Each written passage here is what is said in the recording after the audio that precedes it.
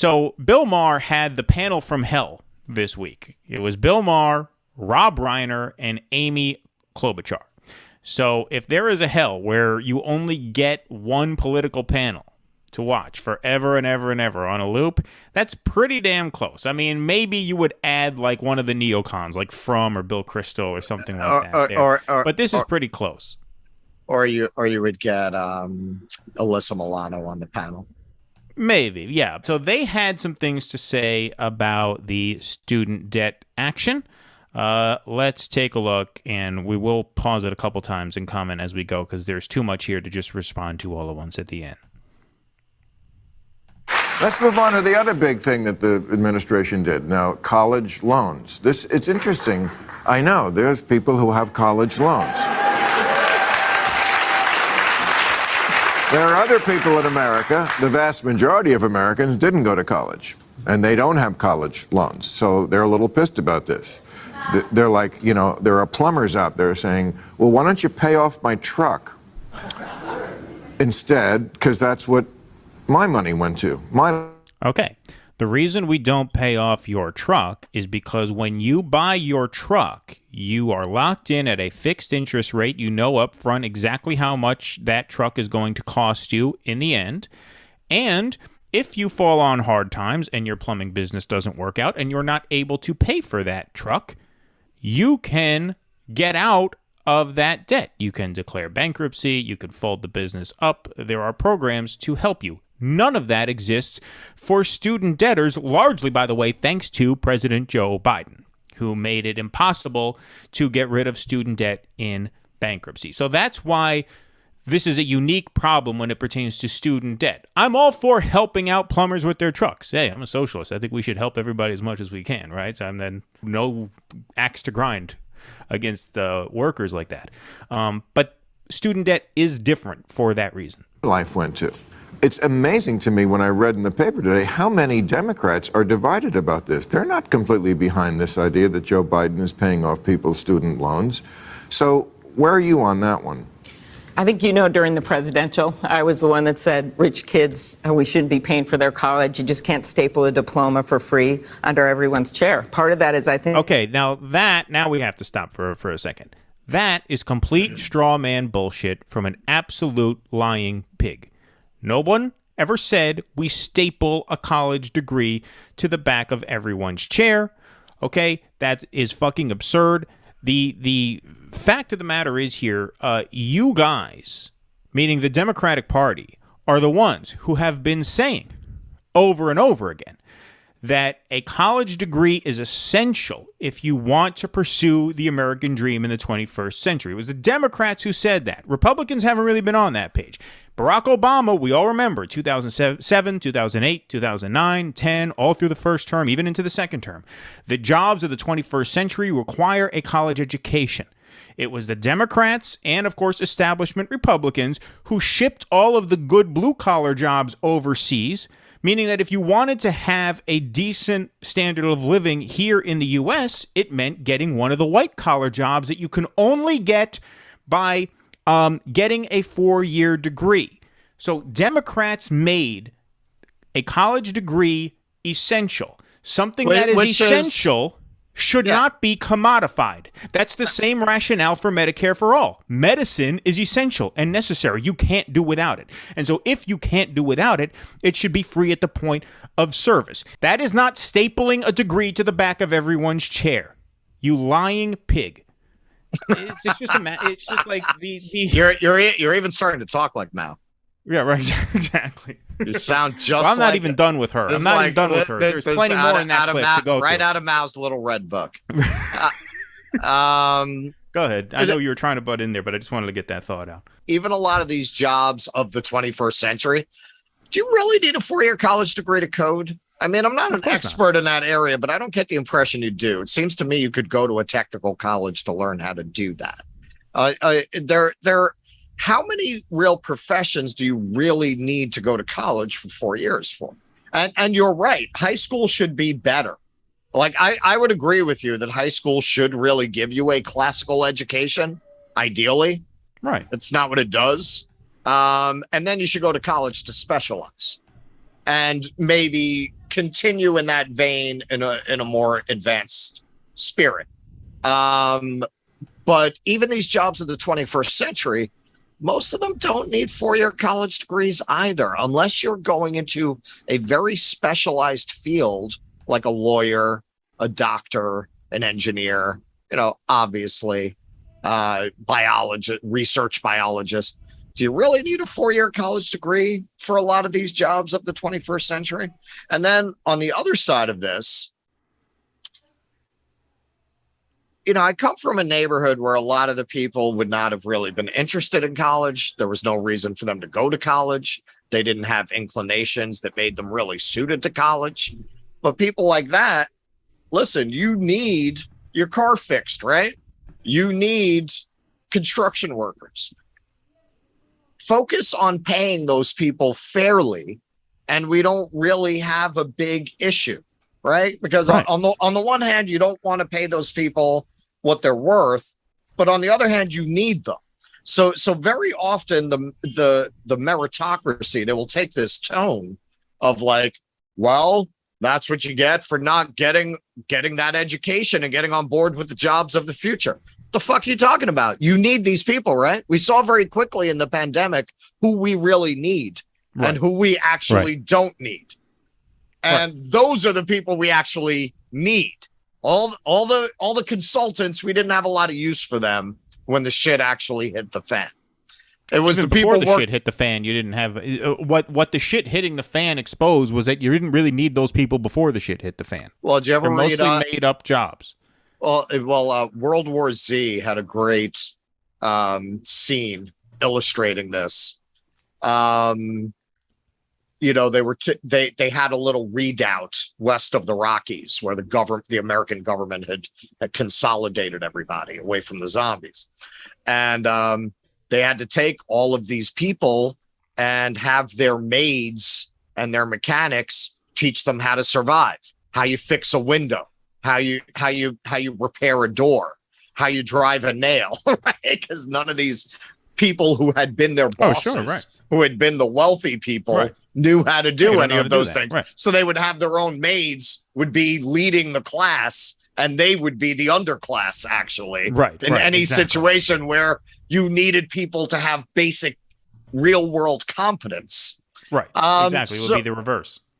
So it's not like they like to make it out as if you're talking about, somebody who has antiquated skills. They don't have antiquated skills. They have skills that you very much need right now. Today's working class have skills that apply to today's world. So pay them fairly, and you wouldn't get this enormous divide. I don't know anybody. I've never known any working class person who felt they should make what a doctor makes. They understand that this is years and years of school and it's a highly specialized skill. They just want a fair shake. If you just treat them fairly, there wouldn't be a big resentment about this. All right, let's get back to the video. That being said, Bill, this is more targeted than a bunch of the proposals that were out there. And 87% of the money goes to people that are making less than $75,000 a year. You've got... It will help nurses. It helps nurses. It helps teachers. It helps electricians. A bunch of people have community college loans. That being said, if I could wave a magic wand and do what I want to do, I would have actually tied it to the hard-to-fill jobs. We have 10 million job openings right now in our country. 2 million of them are in healthcare, assisted living. So if people will go into those jobs instead of being like hedge fund managers, then we could actually put the loan repayment help and have it connected to people going into the jobs that we need to fill. I think that would be a way you can do it. Okay, so what she's saying there... Do you know what those fucking jobs pay? That's why they can't fill them. You know what they pay home health aides to change fucking 80-year-old diapers? Like $15 an hour, $20 an hour for that job. Also, what she's saying is that we were going to, if I were president, I would have tied student debt relief to you switching careers into one of these hard-to-fill jobs. That suck. That are hard to fill because they suck. This is, I mean, she really is a neoliberal's neoliberal, because that, in a nutshell, is neoliberalism, which is total deference to the market.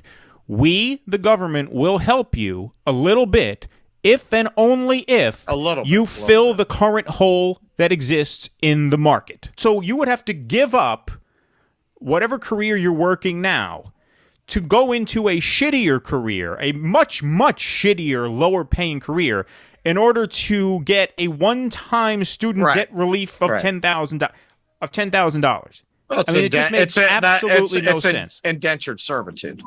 Yeah, right, exactly. So she would force you into indentured servitude if she had her way. She would make this plan even shittier by tying the relief to your willingness to change careers to get a worse job than you have now. Because as you said, that is why those jobs are hard to fill. Okay, we're almost done with this, but there is some more here. Payment help and have it connected to people going into the jobs that we need to fill. I think that would be a way you can do it, but I do think it's important for people to understand that this is a targeted program that he put out. 50 years ago, 70% of good jobs required a high school diploma. Now, they say 70% require a college degree. So I know this is like supposed to address income inequality, but it kind of does the reverse, because it's the people who have college degrees. Yeah, but there are also... What? Notice he doesn't finish that sentence. Who theoretically are doing well, but a lot of them aren't, which is why the student debt is accruing to begin with. If people were doing well enough to keep up with the debt, we wouldn't have whatever it is, $1.4 trillion worth of student debt. Parents of those kids who don't have college degrees, who want their kids to be able to go to college so that they can have a better life than they did. And we have to address the cost of going to college. I mean, I'm an old man, but when I went to college, you know, at UCLA, it cost me $242 to go to school for a whole year. Now it's crazy what you have to pay, and it's unfortunate, and it does target the kids that are most in need. But I keep saying on this show, no one's listening, but I keep saying, well, it's your show. I know. No, I'm just saying nobody, eventually they follow my lead, but it takes years. A decade. Takes years and someone else to claim it. Anyway, but I keep saying it's not about affordability. Yes, college is unaffordable. It's about making college more unnecessary. It's a giant scam. It's a consumer product that he's right about. As a golden ticket to be in the upper middle class. About that. But that is all the more reason to cancel the debt. If it's a giant scam, then the people who are saddled with this debt are the victims of that scam. This seems to be the only scam where people want to blame the victims for falling for it and let the scam artists continue to get away with perpetrating it. It's completely upside down. If you are the victim of a scam, you have the right to compensation. Let's just take the cartoonish example of Trump University, right? Now you say, well, that's different because it's not a real university. Well, yes and no. I mean, a degree from Trump University is only slightly less valuable than an art history degree from Villanova. Those people didn't get rich flipping properties. Right. And there's maybe that too, right? But the point is, the people who went to Trump University realized when they got out, when they graduated, that this was bullshit. This wasn't what we were told it was. The benefit of this program is not as advertised. Therefore, we're going to sue you for our money back. And they won a settlement and they got their money back. Now, students who are in debt cannot sue higher education as an institution, right? That's why you need the government to step in and say, okay, we are going to right this wrong. Bill Maher is 100% right. It is a giant scam. A lot of right-wingers say it's a giant scam. Well, if it's a giant scam, then you have to make it right by the people who were scammed. That's all the more reason to cancel every dime of student debt. At the same time, the more honest conservative argument is, why did we even bother to do this, given that we didn't address that side of the problem? We're just going to be right back here in a couple of years. Well, that's fair. But either way, the reason that I don't agree with that argument is because our government's too broken to fix that.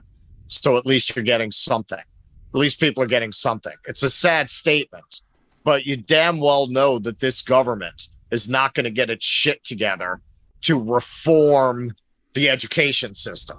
If you wait for that, you come on, man. The apocalypse will be here before they do that.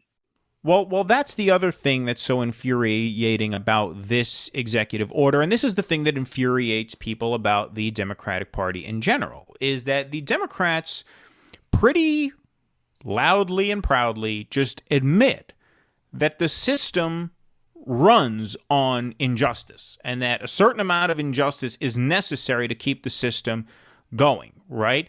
Joe Biden, in his speech justifying this action, called the system of college financing broken. He says this is a broken system.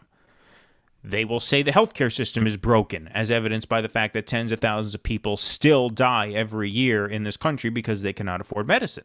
They'll agree the immigration system is broken. They'll agree our infrastructure is broken, right? But they'll never, ever endorse comprehensive solutions to actually fix these systems. If this system, this student debt system, this college financing system is broken, the only way to unbreak it is to cancel student debt. If our healthcare system is broken, and the reason you admit that it's broken is because people die because they cannot afford medicine, the only way to fix that, just logically speaking, is to make medicine free at the point of service. Well, the only way to eliminate those deaths, to stop those deaths from happening. Well, you have to attack it. But not only will they never endorse that, they will always say, no, we can't do that, because the point is we need a certain amount of corruption in order to keep the wheels of this train rolling. That's what keeps America going. Well, it's not just that. I mean, they get their money from these people. But that may be a reason why they say that, but that's what basically they say your 1-2 punch is you would cancel all student debt at the same exact time that you made all free, tuition-free public colleges and universities, which would also probably drive down the tuition at private universities. Of course it would, because now they've got to compete with free. Well, you know who else would have to compete with free? The United States military would have to compete with free.